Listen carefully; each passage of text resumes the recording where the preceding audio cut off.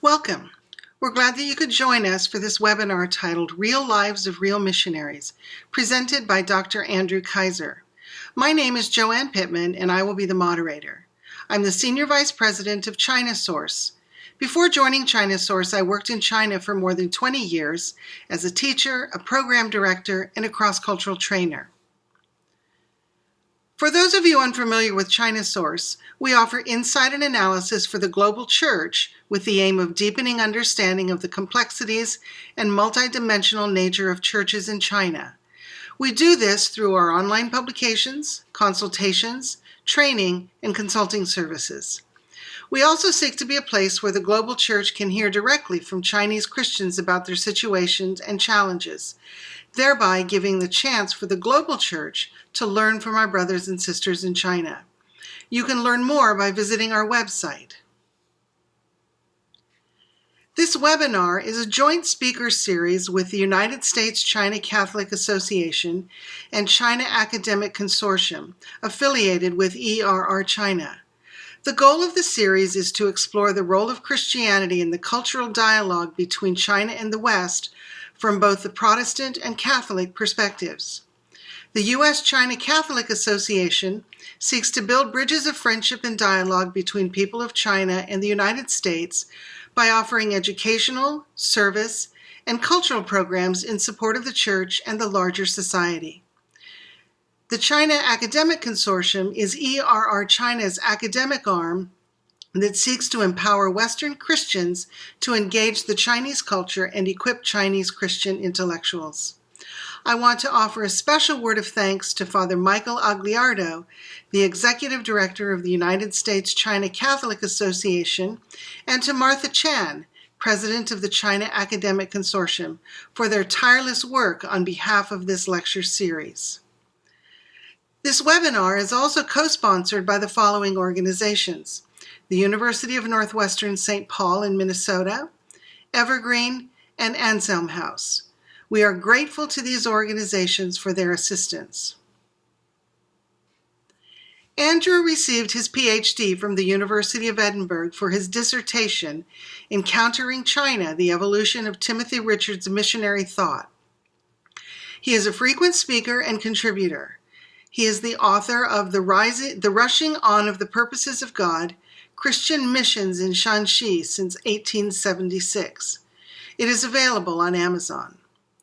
Andrew and his family have been living in Shanxi since 1997, serving the people through professional work and public benefit projects. I've known Andrew since his early days in China.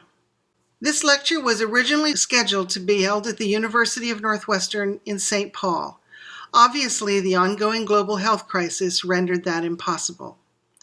Now, let's hear from Andrew. Hello, my name is Andrew Kaiser. I was really looking forward to being with you in person. However, I am thankful for this technology, which allows me from my home here in moderately quarantined China to speak to you wherever you are in the world. Today, we're going to talk about the real lives of missionaries, and specifically, we're going to look at the life and ministry of Timothy Richard, the famous Protestant missionary to China. I'm very grateful to Joanne Pittman and the team at China Source for giving me this opportunity to speak, and for the many other groups who are sponsoring the event, the U.S. China Catholic Association, Anselm House, Evergreen, and the University of Northwestern at St. Paul. I think the best place to start is by introducing you to Timothy Richard. Richard was born into a Baptist family in Wales in 1845, the ninth child of a blacksmith. Largely supporting himself, Richard pursued education and excelled at it from a very early age. He had an experience of personal conversion during the 1858 to 1859 revival that swept through Wales. Now, this revival was influenced by the methods of Charles Finney from the Second Great Awakening in North America. Shortly afterwards, Richard received a divine call to mission, and he began seminary studies in 1865 at the Baptist College in Haverfordwest, Wales.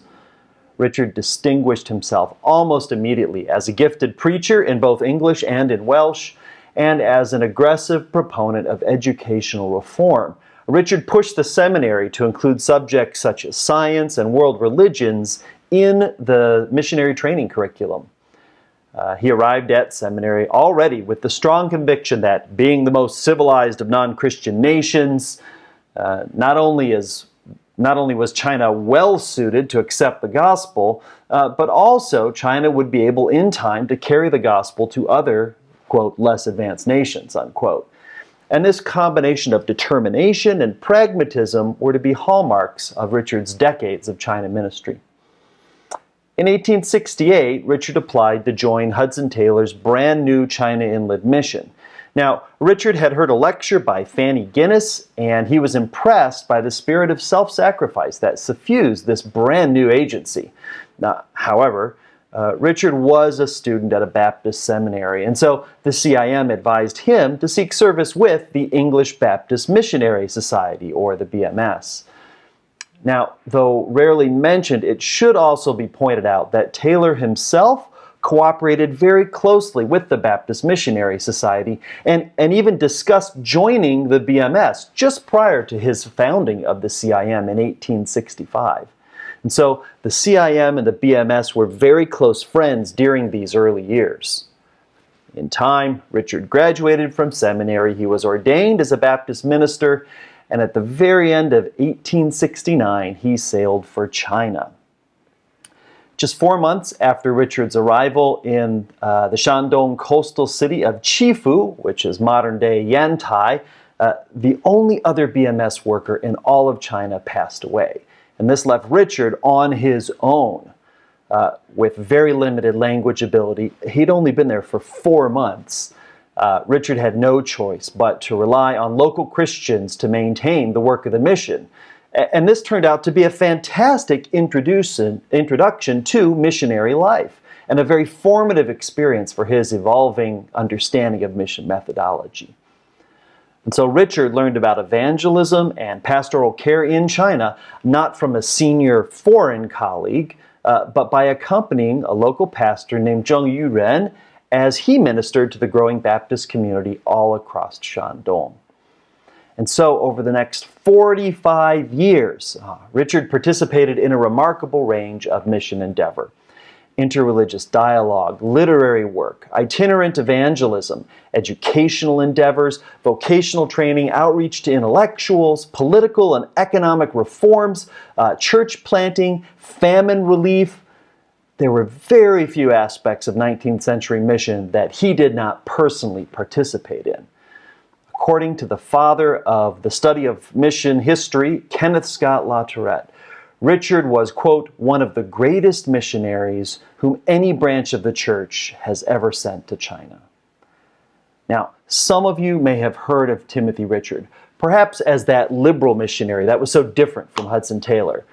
You may have read or heard that Richard practiced high evangelism to the Chinese elites, while Taylor in his China Inland Mission practiced low evangelism to the Chinese masses. Again, presenting Richard and Taylor as contrasts.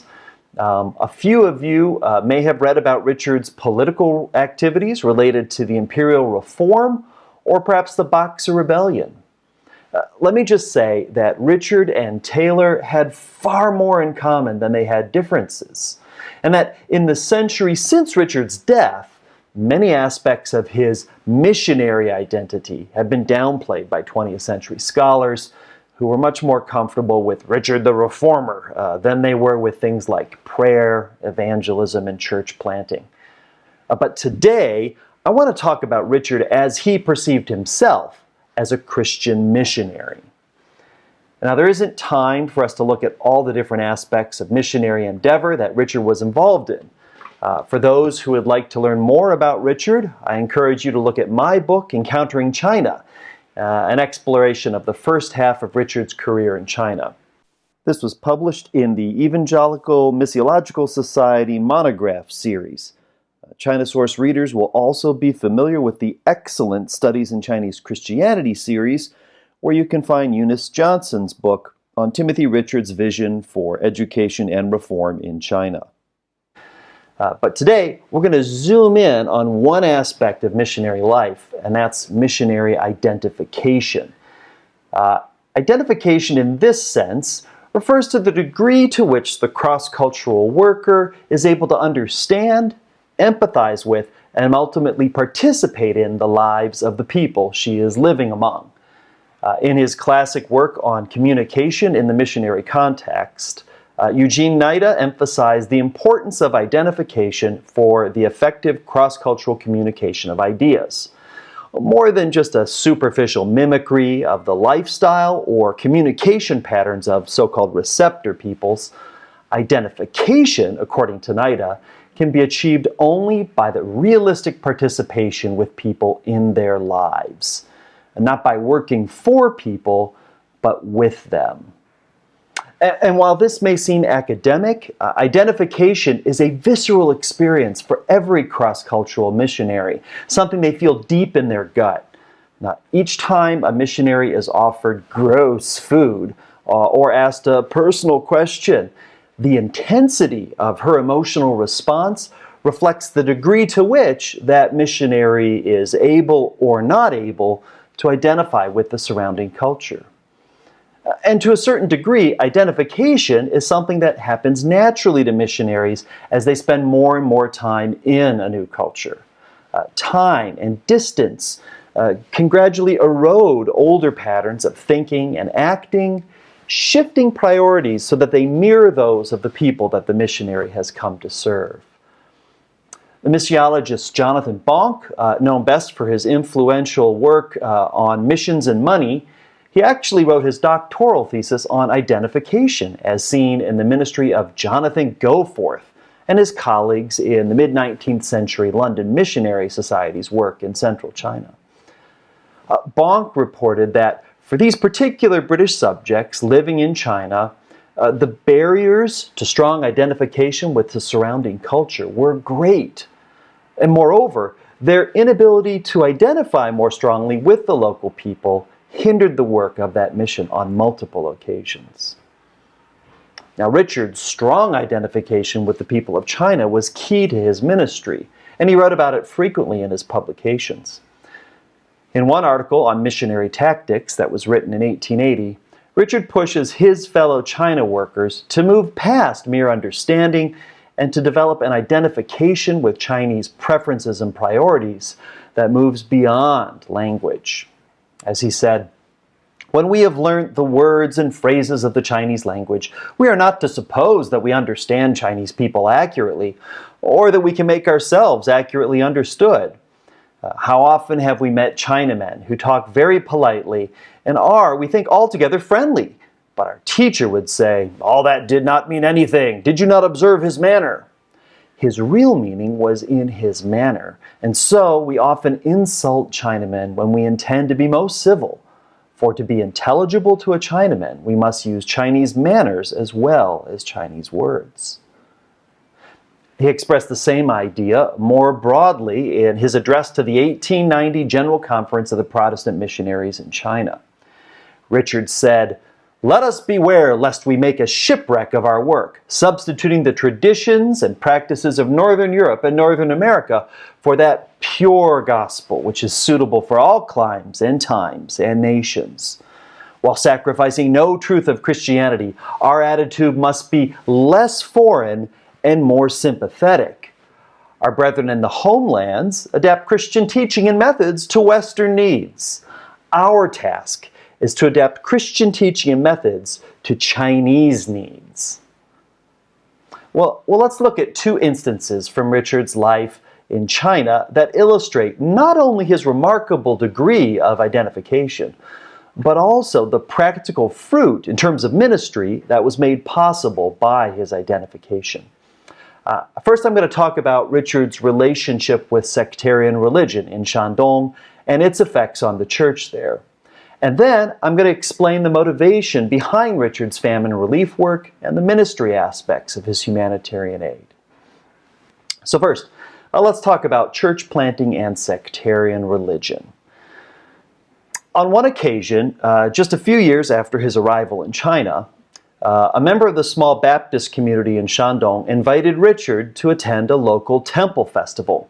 This was one of the Miao Hui that still mark a high point in the lives of villagers across China to this day. Dressed in local garb, for Richard had done so almost from his first arrival in Shandong, he was invited to stay as a guest in the home of the most educated family in the village. While there, he enjoyed several weeks of conversations with educated people from throughout the surrounding countryside. And after this, he was invited to publicly address the crowds at the temple festival. Well, hundreds and hundreds listened patiently as Richard spoke about Jesus until his voice failed him. He came away with two convictions. First of all, that Chinese were most hospitable to foreigners when they were able to interact with them on their own terms. And second, that in the right context and under the right circumstances, Chinese people were very happy to listen to the gospel. And so just 4 years after his arrival in China, Richard was determined to reconsider all of his missionary activities in an effort to prioritize the local over the foreign. The next year, he moved 200 miles inland from the coastal city of Yantai, with its large foreign population, to remote Qingzhou in the interior of Shandong. Richard was the only foreigner for miles. And rather than establishing a preaching hall in the center of the market town, Richard started his work by visiting the many local religious leaders in the county. He had chosen Qingzhou specifically for its active and sizable population of illegal religious sectarians. Chinese people, these were Chinese people who were not strictly Buddhists or Taoists or Confucian, but who subscribed to a syncretic combination of some of those ideas. Richard was drawn to these folk religionists. On the one hand, he saw in their official prescription a strong affinity with the situation of Baptists in Wales. Like Richard's co-religionists in Wales, these brothers in nonconformity, they also had to live out their faith in the face of hostility from the state. Perhaps more importantly, through his conversations with the sectarians, Richard discovered that a large percentage of these men were worthy men. And now here, Richard is drawing upon Scottish preacher Edward Irving's explication of Jesus' command to his disciples in Matthew 10 to go and seek the worthy. And for Richard, these worthy, sincere seekers after truth then became the focus of his evangelistic efforts. Soon, he had a host of believing households spread throughout the surrounding villages. And again, rather than establishing a centralized mission church where the missionary preached and everyone gathered, Richard encouraged families in each of the villages to conduct worship in their own homes. And then, on a monthly basis, Richard would gather these local believers together for just a few days of training, sending them back home with homework assignments and catechisms and hymns that they could use in their home worship. Memorization was a prominent feature in his assignments, as he had discovered that memorization was actually considered desirable and an admirable aspect of religious life within the sectarian religious groups. And as he learned more and more from these sectarians, he also began to adjust other aspects of his missionary methodology to better reflect Chinese patterns and preferences. For example, after hearing that all sectarians paid regular dues to their sects as a condition of membership, Richard shifted his home fellowships to a fully self-supported model. In fact, it wasn't long before they were sending and supporting evangelists out on their own to other communities, to other parts of Shandong. Likewise, Richard was encouraged by the benevolent activities of these local sectarian groups to require charitable service from all church catechists. You see, Richard was reshaping how his mission did church in ways that more closely matched things that were already familiar and accepted practices for the local religious groups. Rather than simply setting up churches his way, Richard was determined, quote, to guard against the insidious but wicked habit of running down the Chinese, to give them fair play, and to make himself acquainted with all that they valued highest. And Richard was doing this in rural Shandong in the 1870s. If it sounds familiar to some of you, it should. There is highly suggestive evidence that John Nevius wrote his famous treatise on missionary methods at Richard's home while stopping over in the midst of one of his lengthy itinerations. Do you see what Richard has done? By understanding and respecting different aspects of local religious life, by allowing some of the habits and practices of local sectarian groups to replace his Western notions of what's normal, by shifting his identity to prioritize the local over his British identity, Richard was able to make adjustments to how he planted churches in rural Shandong. And the result was a series of self-supporting, self-propagating churches that were active and visible in the local community, churches that were more Chinese than British. Second of all, let's talk about identification and famine relief. This question of the relationship between humanitarian work and evangelism has been the focus of many missiological debates over the last 200 years. Now, of course, it wasn't really much of a question prior to the 19th century. The Moravians, just as one example, are famous for their missionary work that combined overseas church planting with schools and income-generating activities, such as shoe factories. And despite our impressions of the spiritual purity of Hudson Taylor's missionary endeavors, schools and clinics were a common and effective aspect of the CIM's presence in China. Legendary CIM local leader, Pastor Xi, he ran his entire local church, which was fantastic. He ran it in tandem with his opium refuge and his Chinese medicine dispensary. But I think out of eagerness to keep some of our theological categories clean and separate, we've spent a lot of time debating whether humanitarian efforts qualify as mission.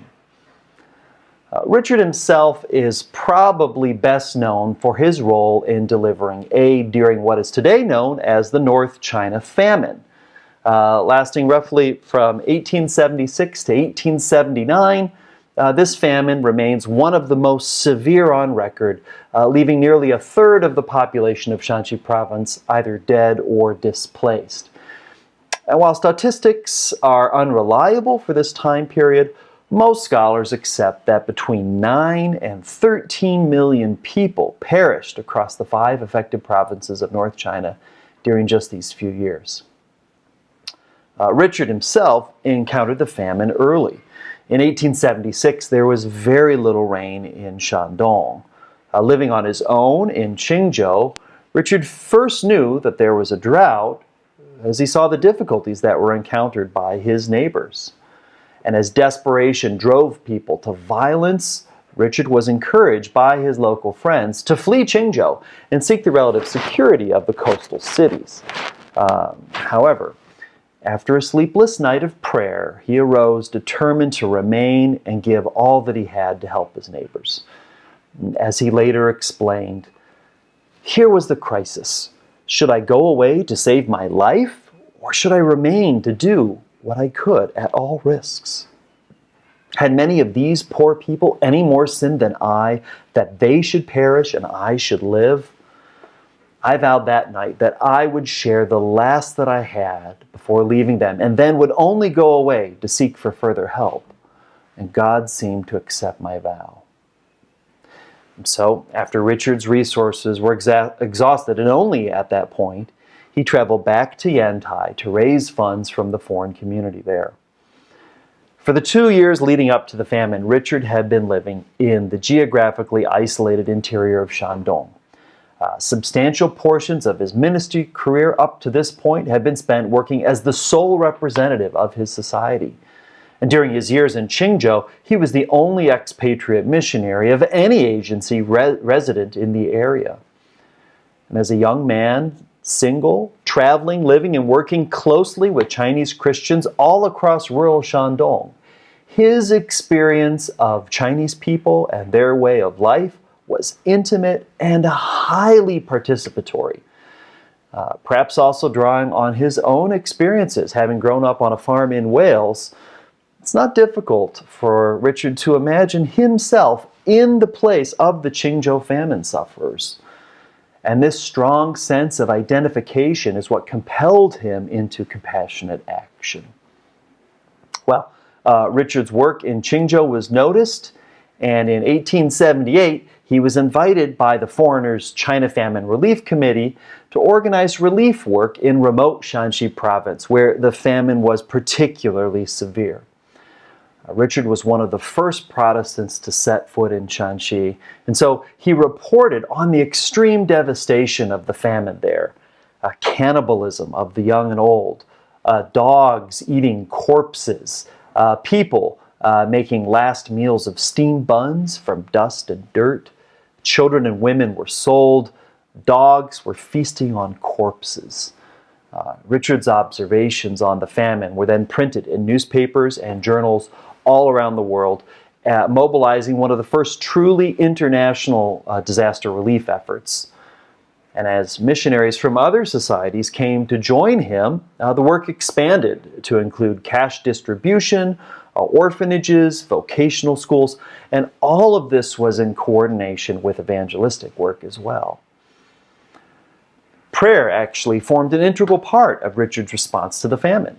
By imperial command, officials in the drought-affected regions across North China were told to wrap themselves in penitential chains, and then they ordered everyone to abstain from meat and to join them in processions to the local temples to call on their gods for rain. Well, Richard observed this, and he responded by writing a brief 18-word tract that copied the form of the yellow placards that were used in these local intercessory processions. The content of his message was different and simple. As he wrote, the repentance for sin and kind deeds to each other were more acceptable to God than all fasting from meats.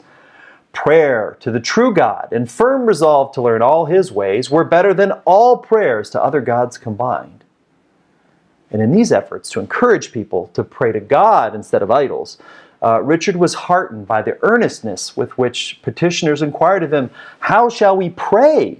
More encouraging still, many were publicly willing to heed his warnings, with, on at least one occasion, 1,000 men and women and children kneeled with Richard in prayer to God for rain.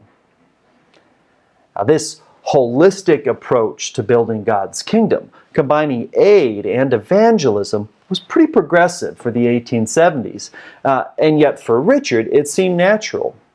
He noted that Jesus healed and fed people right alongside his teaching ministry. And then Richard wasted no more time on theological debates. Instead, he set himself to helping the suffering people in the name of Jesus. Using categories of identification that were developed by Bonk, scholar Timothy Mankong Wong notes that Richard's famine relief activities indicated his passionate identification with his contemporary China at the material dimension as well as the political economic dimension. Richard didn't decide that relief work was compatible with the Great Commission. He didn't petition his organization to see if distributing aid fit in with their purpose statement. No, his sense that these people were no more sinful than he was reflected the removal of a barrier of whatever sense of superiority that he may have held. Richard was compelled by his sense of shared humanity, by his strong identification with his neighbors and friends in Qingzhou and Shanxi, to express his love for them in action. These were his people, and so he had little choice other than to help. All told, Richard and his fellow missionary aid workers were credited with saving the lives of over 150,000 people in the areas around Taiyuan in Shanxi. That's very exciting, although it was really just a small number compared to the many who were assisted by Chinese government relief efforts. Well, rain came and crops began to sprout again in 1879, and Richard used the remaining relief funds to build the first Protestant church in Shanxi. And so the missionary relief work then became the foundation of the Protestant church in Shanxi. As many of the aid workers remained and decided to join the work, so you had representatives of several different mission societies working together on their first project to distribute scripture portions and gospel tracts in every county in Shanxi. The title of today's talk is Real Lives of Missionaries. And I hope you can all see that behind this technical talk of identification, contextualization, and holistic mission lies the heart of cross-cultural ministry, the heart of the missionary task. It's this effort to enter into another person's culture and society. This process is complex, it is deeply personal, and as anyone can tell you who has tried this for even a short period of time, it is a two-way street. Precisely because Richard was so keen to see the conversion of China by the millions, he was willing to change himself, to shift his identity to align more closely with the identity of the people around him. I hope, too, that you can see the very practical implications of successful missionary identification.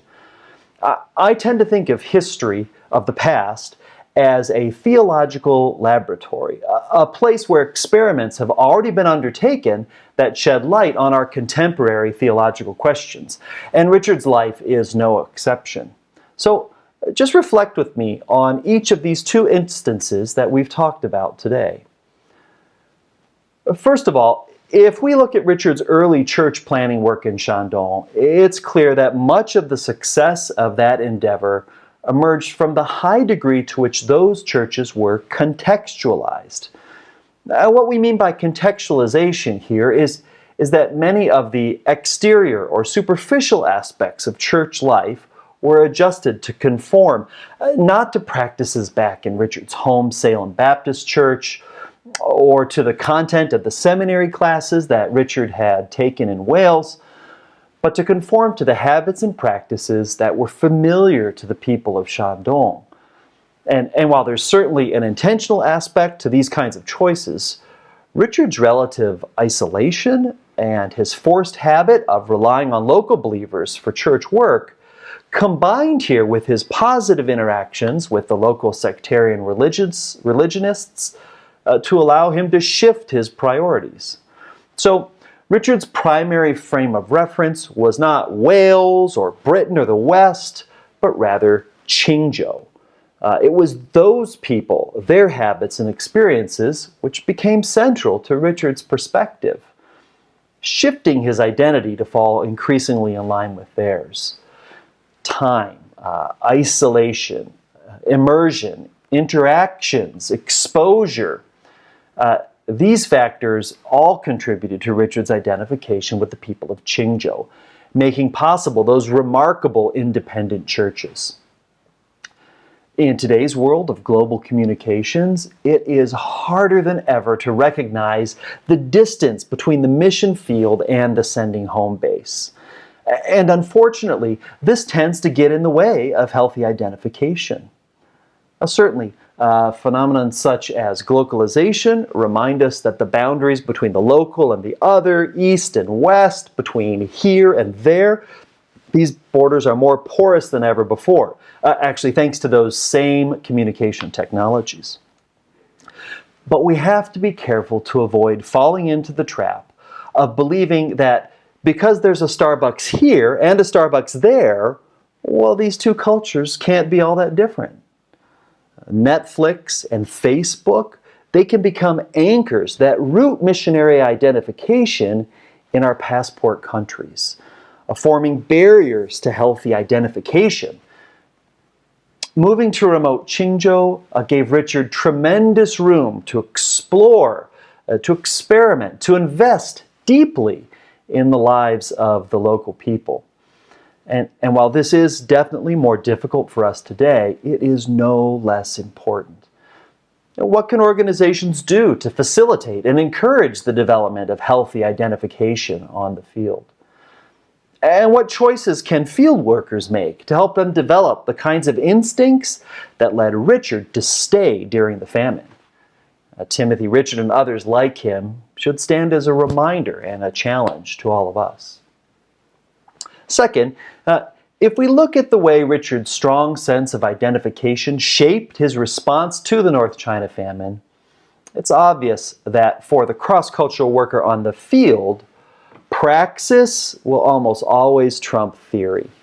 To put it another way, cross-cultural life presents remarkably challenging scenarios. And oftentimes for the field worker, there is only time for action. In most crises, theological reflection naturally becomes more reactive and after the fact evaluation of your actions at the time. When things get hard, you look at the people around you and you do what you can. Now, we all know these are the stories that compel us to read missionary biographies. Our heroes are the people who stayed, spoke, and acted, typically with little input from the home office, and often just out of instinct. Richard decided to stay after one night of prayer. His conviction shaped by the Holy Spirit and his sense of identification with his neighbors and friends in Qingzhou. And so, for the cross-cultural worker on the field, when crises come, a healthy sense of identification with the people around you can lead you towards just the right appropriate response. And moreover, your godly responses of love during those crises can form the foundation for new areas of ministry for years to come. Many cross-cultural workers who remained in China during the 2003 SARS crisis, just like Richard in the 1876 famine, those workers reported that the years following the SARS epidemic were particularly fruitful. And if you're an organizational director located off the field, don't be discouraged at your lack of ability to influence the actions of your field workers during crises. Rather, encourage, equip your workers to develop a healthy sense of identification during the calm times so that when the crises come, and they will, you can trust them to make wise, godly decisions. Let me close by saying this. The missionary task is not just like another job. Cross-cultural ministry that is truly incarnational is a task that will involve the missionary's entire life. It changes you as you increasingly share in the joys and the sorrows of these people who began as strangers, and then over time, by the grace of the Holy Spirit, through great effort and suffering, they become recognizable, familiar, and loved. The real lives of missionaries and of other people are changed as miraculously they become us. This process of missionary identification is often painful, it is costly, as we have old habits and preferences that are one by one broken down. But this process of identification is also one of the most powerful channels of gospel witness. And ultimately, it is worth the cost. As Jesus said in Matthew 16, "Whoever wants to save his life will lose it, but whoever loses his life for my sake will find it." Thank you very much for listening, and I hope you found this information informative and helpful, and I hope that this has encouraged you to read deeply about the past history of God's people in order to learn how to live more faithfully in the present. Thank you. Please note the contact information. I also want to highlight the China Source publication ZG Briefs, which is a weekly roundup of news from China. If you are not already a subscriber, we'd love to have you sign up. Now let's welcome Andrew for their question and answer session. Thanks, Andrew, for that fascinating lecture. And by the way, we love the bow tie. Let's dive into the questions that we have received. If we run out of time during this webinar, he has graciously promised to respond to the unanswered questions in writing. Okay, here was a question that came through. Did ideas about identity grow up alongside 19th century nationalism? Yeah, that is an excellent question. You know, when a when someone sets out to engage in cross-cultural communication, they're dealing with multiple issues. On the one hand, they need to understand and ultimately begin to sympathize with and then identify with this other culture. But at the same time, there's also a similar process that takes place with respect to their own culture, to their home culture or their passport culture. And certainly for a Westerner from in the 19th century, it's inescapable. Notions of civilization, nationality, those things were had great influence on those missionaries from the West who went to other parts of the world. So there's a lot of talk in scholarly literature about civilizing mission. And for some missionaries, this relationship, particularly in the 19th century, but also up to the present, this relationship between the gospel and these aspects of civilization that I associate with church going, clean living, so on and so forth. Those things were difficult for some of those, for many missionaries, even today, to sort out. So for Richard himself, this was a very practical problem. He himself worked hard at trying to address some of those aspects, those things that he carried with him from his own culture. But it was a source of conflict during his ministry. There is a period just about 20 years into his ministry where some new colleagues fresh on the field felt that he had gone too far in his efforts to accommodate and to learn from local religionists. The way that he was encouraging Chinese believers to worship seemed very different from what was happening in churches back in the UK. And some of his new colleagues rejected a lot of the accommodations that he had made. So this issue of nationalism is always present. The wise missionary, I think, calls it by its name and asks for grace to see things through God's eyes rather than their political or cultural preferences. Okay, thank you. That was a great answer. Here's another question for you. It's a little bit long, so hang in there. It seems that missionaries of that era, like Richards, were brilliant in their writings. I see he wrote an article called The Prime Benefits of Christianity and that it was influential. Would his writings appeal to Chinese today, like a C.S. Lewis type writer? To what did his apologetic writings appeal in the Chinese mind? Yeah, that's a good question, and it's a complicated one. Richard produced two kinds of literature. He wrote things for his colleagues, for his fellow foreign missionaries.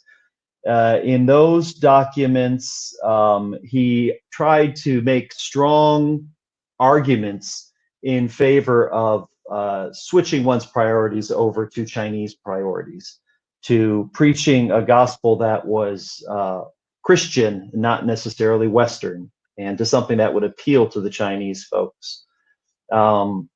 His second collection of writings were apologetic works, specifically targeting Chinese people.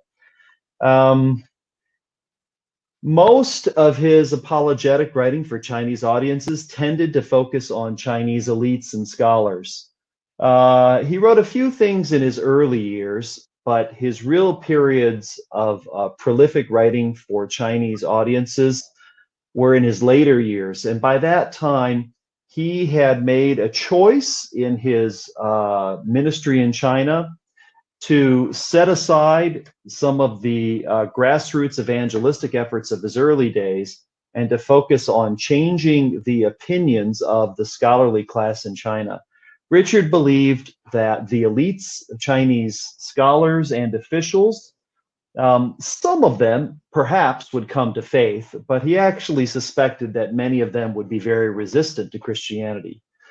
But pragmatically, he understood that their influence over Chinese culture and Chinese policy and Chinese society meant that their attitude would profoundly affect the environment within which Chinese Christians could evangelize and live out their faith.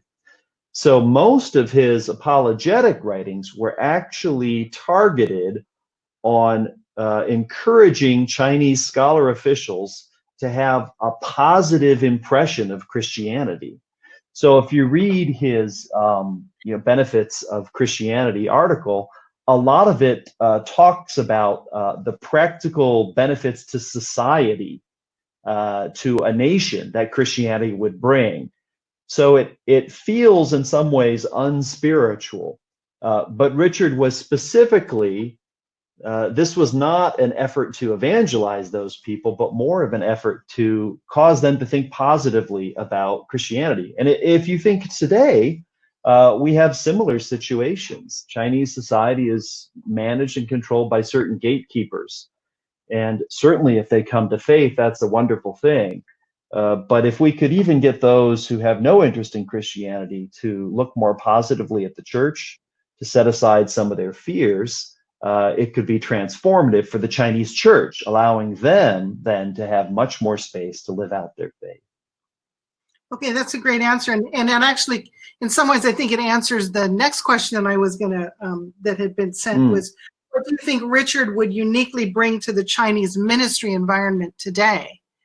And, I think in some ways you just answered it, making Christianity kind of not so strange. Yeah, and he, part of Richard's whole, his whole focus is he takes Chinese people seriously as Chinese people. Their ideas, the way that they view the world. He doesn't say that to become a Christian you have to be less Chinese. He believes that the gospel has an authentic, powerful Chinese, specifically Chinese expression, and that's what the church should be aiming for. And in this global world, there's so many things that get tangled up in the gospel. My ideas of faith are shaped by who I am from my past, and not all of those things are going to be important and are going to resonate with Chinese believers. And I think particularly as we face a moment where the role of foreigners, of expatriates in the Chinese church is shrinking, this is kind of a transition moment for the church in China to sort of embrace some of those ideas that Richard had and to be the Chinese church. Andrew, you talked about Richard kind of adopting some of the common habits of local Christian life. And I'm curious what you would identify as some of the common habits of local Christian life in Shanxi, in particular in China in general, particularly as it relates to the Protestant community in Shanxi. What does it look like? What are the habits of Protestant Christians in Shanxi? Yeah, well, in the past, I'll speak a little bit about what Richard was doing in the 19th century, and then I'll talk a bit about the present. Some of the things that Richard was doing in the 19th century was he was taking cues from those sectarian religious organizations. For instance, everybody who was part of one of these Mimi Jiaos, of one of these secret sects, they all paid regular dues. So when Richard was setting up those churches in Qingzhou, his starting assumption was that no one would be the least puzzled about a tithe, about contributing your own funds to the maintenance of the church and the ministry of the church. Similarly, all of those sectarian organizations had a great emphasis on charitable works and public service activities. So he required of all new believers and prospective candidates for baptism that they would regularly participate in charitable works in their community. And even though missionaries at the time were wondering what it would take for Chinese people to do these things, which seemed strange, he actually discovered that there was a way to talk about them that was very familiar to Chinese believers. If we come to the church today in Shanxi, one of the interesting situations is the use of music and songs in the Chinese church today. In Shanxi, you have your house churches and your registered churches. They both enjoy singing and praising the Lord through music, but they have their own traditions. So, for instance, many visitors to the registered church in Shanxi and in other parts in China are often puzzled at the frequent use of hymns. You hear familiar Western hymns from the old Baptist hymnals being sung in Chinese by Chinese believers. And on first blush, this often seems to outsiders as, oh, the Chinese church isn't Chinese. They're just mimicking Western traditions and habits. But that's actually not the case. I've discovered that in some cases, Chinese believers are not even aware that these hymns that they're singing are Western. They've been in their tradition, in their church for so long that they now own them and perceive them as their own. So if you want to help the Chinese church, to fix them and make them sing their songs is actually sort of an invasion. It's sort of an insult. You're depriving them of something that they actually own themselves. And there are other examples. Some of the ways in which people pray, the terms that are used. For instance, in the Shanxi church right now, every sentence in your church conversations is punctuated with a thanks to the Lord, 感谢主. 感谢主. And you can find that in other parts of China too. We have similar kinds of language that we use in our churches back home, and churches around the world have the same kinds of habits. Yeah. Okay, great. All right, here's another question, and we have lots of them coming in now, Andrew. So Great. Everybody still on. Great. We're not going to get to all of them here, but Andrew has graciously promised to respond to all questions in writing. So once this webinar is done, he's going to get the questions from me, and then he's going to write the answers, and we will distribute all of the answers. So every question will eventually get answered, but we don't have time for verbal. We'll go for maybe a couple more questions. Here's the question, Great. Andrew. This missionary reminds me of Matteo Ricci. In what way are Ricci and Richard similar or different? Yeah, no, that's a great question. Actually, some of Richard's great detractors in this sort of towards the end of the 19th century criticized him for being like Matteo Ricci. A lot of that had to do with attitudes towards Catholicism that were prevalent in mid and late 19th century British Protestantism. To be Romish, to be Catholic was terrible. I think there's probably two reasons why he's often compared to Matteo Ricci. First of all, like Ricci, Richard was very much committed to finding things in China and using them for gospel purposes. Ricci famously showed up, put on religious clothing, and tried to minister to people, and discovered that Buddhist monks were considered beggars, and no one really listened to him very much. So he looked around and saw that the Confucian scholars were respected. He changed his clothes. He started sharing some of his ideas about astronomy, and voila, he suddenly had influence. He had opportunities to start to witness for Christ. In the same way, Richard looked around him and saw people. He discovered that there were these people who were seeking truth, who believed that there would be a Messiah, who sang hymns about forgiveness and sin and righteousness. And he globbed onto that and started to work to introduce them to Jesus. So in that sense, there's a similarity to their methodology, this willingness to take what you can find and to use it for the gospel. I think the second area where he often gets compared to Ricci is in literature. When Richard, maybe about 10 years into his work, he was frustrated because he couldn't find some of the kinds of literature that he thought would be helpful to help particularly Chinese elites, scholars, and officials understand what Christianity was about.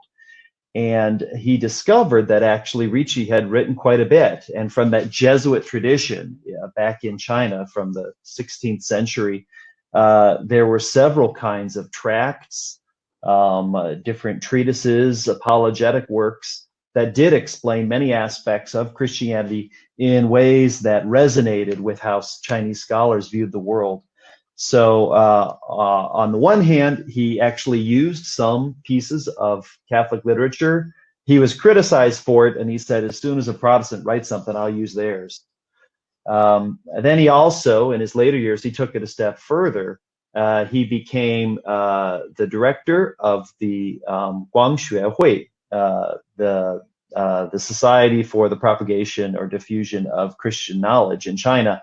And through that organization, he produced massive volumes of translated literature that introduced things about Christianity, but also introduced things about science, geography. His work on geography and world history, his publications in that area were tremendously influential in time, shaping some of the reformers who brought an end to the dynastic system in China.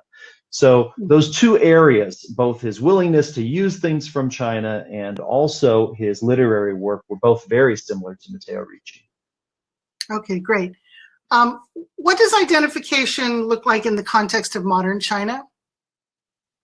Yeah. How do you identify it's locals with the locals? Yeah, it's a more complicated question.